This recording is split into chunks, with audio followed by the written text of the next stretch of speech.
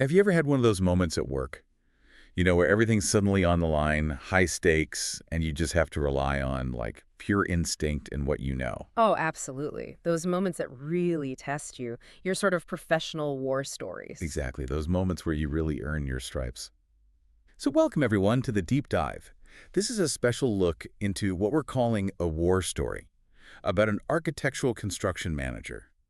Yeah, today our mission is really to unpack one of those war stories.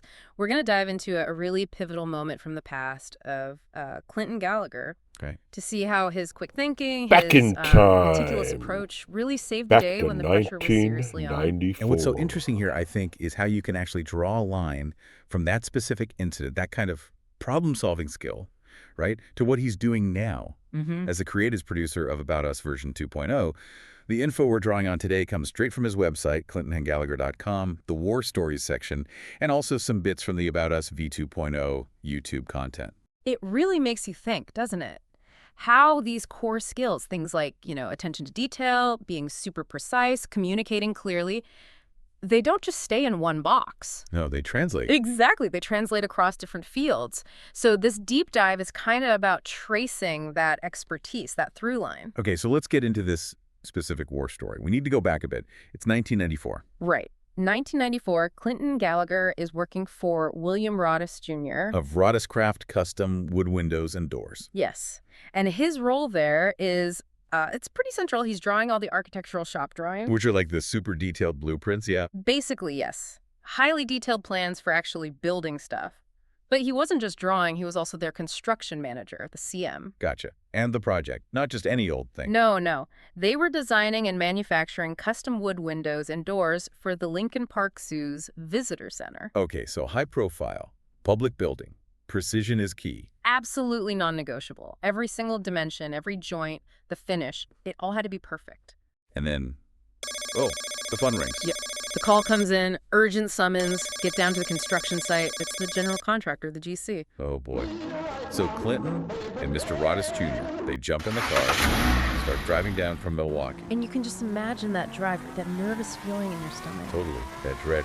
Because an urgent, sudden site visit like that, it almost never means good news. Exactly. In construction, that kind of call usually means something has gone wrong. Expensively wrong. Right. Could be cost overruns, delays. Or worse, yeah. Legal stuff down the line. The stakes are already sky high before they even get there. So they arrive, and it's pretty much what they feared, right? A confrontation brewing. A classic showdown scene, yeah.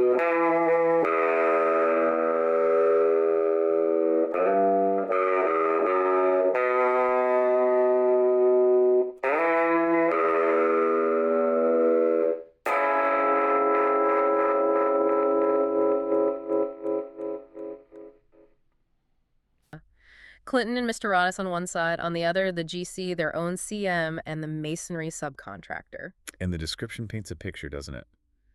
Tense silence, hot morning sun. You can just feel the suspense hanging in the air. Mm-hmm. And then the masonry subcontractor breaks that silence, and it's a bombshell. He points the finger directly at Clinton. Directly. Says Clinton's shop drawings flat out omitted the dimensions for the windows on one specific side of this room. Wow. Just left them out. That's the claim, laying the blame squarely on Clinton's drawings. Okay, so because of this alleged mistake, this omission, They built the wall wrong. They apparently used the dimensions from the other side of the room. which resulted in 4 windows installed much lower than they were supposed to be. Not just off by a little bit, a significant visible error. ouch. And the consequence of that error. Money. Big money. The demand was immediate. Roddiscraft, Clinton's company, had to pay up tens of thousands of dollars For what exactly? Just fixing it. for the whole reconstruction. Yeah. Pulling the windows out, rebuilding that whole section of the masonry wall, putting the windows back in. It's a massive job. Tens of thousands. That could cripple a smaller company, couldn't it? Absolutely. Especially a custom shop like Roddiscraft. That's a huge, potentially devastating financial hit. Okay, so this is it. The crucible moment. Everyone's standing there. Mr. Roddis, the masonry guys, their CM. All eyes just turn to Clinton. And the GC just looks at him and says, well, just that one word. Oh, the pressure. He's described as a young Turk then, right? Feeling his temper rise. understandably, being accused of an error that costly. But here's where the story turns. Right. He doesn't just blow up. No.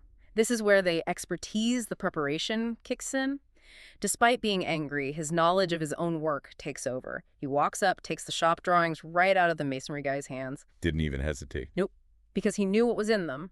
He drew them. So what does he do? He flips straight to the window and door schedule. Doesn't miss a beat.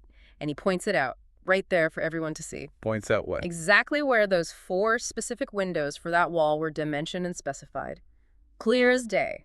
Undeniable proof. Ah, so the dimensions weren't missing. Not at all. He showed them.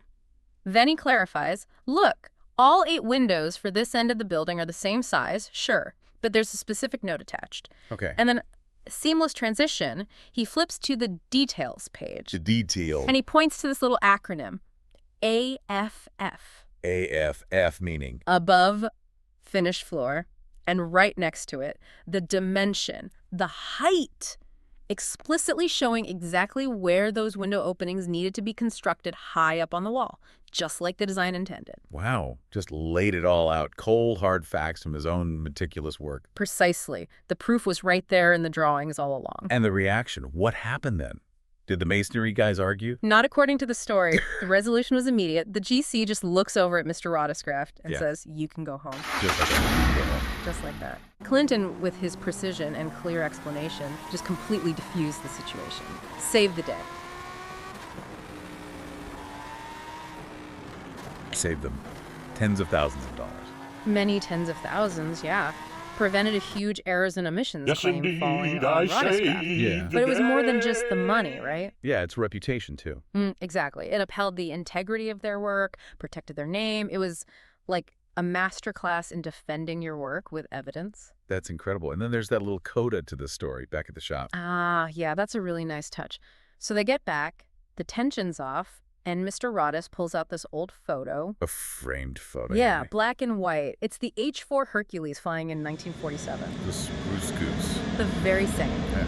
And Mr. Roddis tells Clinton, look, my father and I, Roddis Mills of Wisconsin, we engineered and manufactured all the structural plywood for that plane. No way. Yeah. So he was sharing his own company's legacy, their own war story of precision engineering. Exactly. It was like this perfect connection. He was linking their history of groundbreaking, meticulous work directly to what Clinton had just achieved, showing him he was part of that same tradition. A really powerful moment.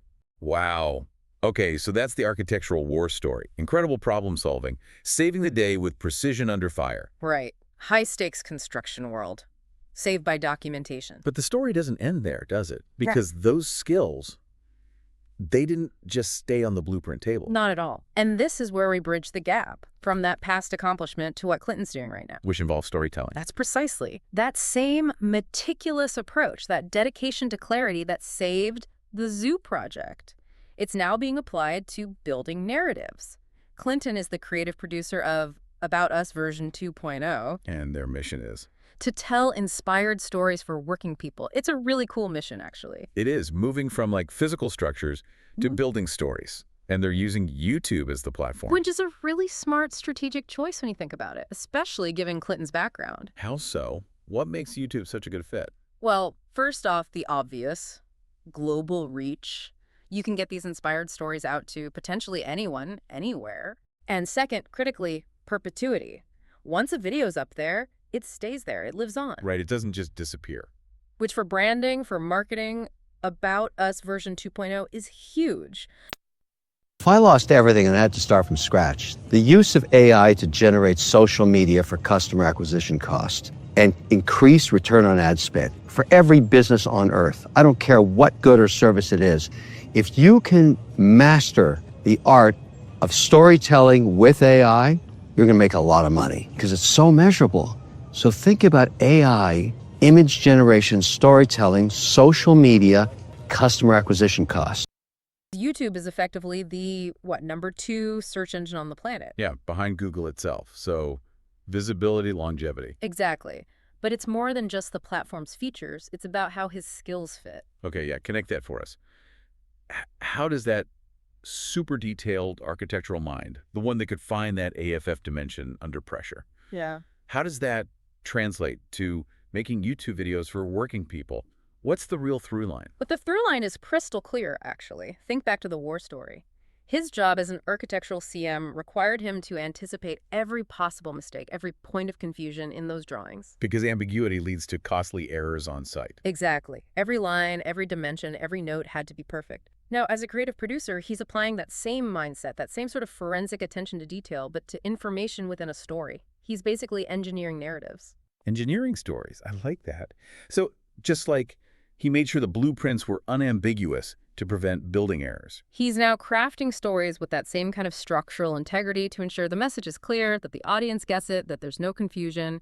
He's anticipating misunderstandings in communication, just like he anticipated construction mistakes. That makes so much sense. Yeah. So his own war story, the one we just talked about, Is the perfect example of the kind of inspired stories for working people that About Us version 2.0 wants to share. because it shows. It shows how expertise, clarity, critical thinking, documenting things properly, communicating effectively, how all that leads to success and helps you avoid those costly mistakes, whether you're building a visitor center or building an online presence or building a career narrative. The medium changes blueprints to video, but the fundamental value of clarity, precision, solving problems, Oh, that stays the same. absolutely constant. So wrapping this up, Clinton Gallagher's journey really shows this amazing continuity, doesn't it? From that sharp architectural CM saving a project through meticulous detail, Right, using documentation as his weapon, essentially. to now a creative producer using digital storytelling to empower working people. He's still building something different, narratives that inform and hopefully uplift. And that really leads to a question for you, listening right now. What about your own war stories? Those moments from your professional life, the challenges you overcame, the lessons you learned when the heat was on? How can those become inspired stories that might actually help someone else, benefit others? Yeah, think about sharing those narratives, especially now with platforms like online video, YouTube, making them accessible, making them last. It's not just about your own personal brand, though that's part of it. It's bigger than that. It contributes to like a collective wisdom, right? Sharing what we learned in those tough moments when we really had to step up and deliver. Exactly. There's so much value locked away in those stories, real lessons from real experiences.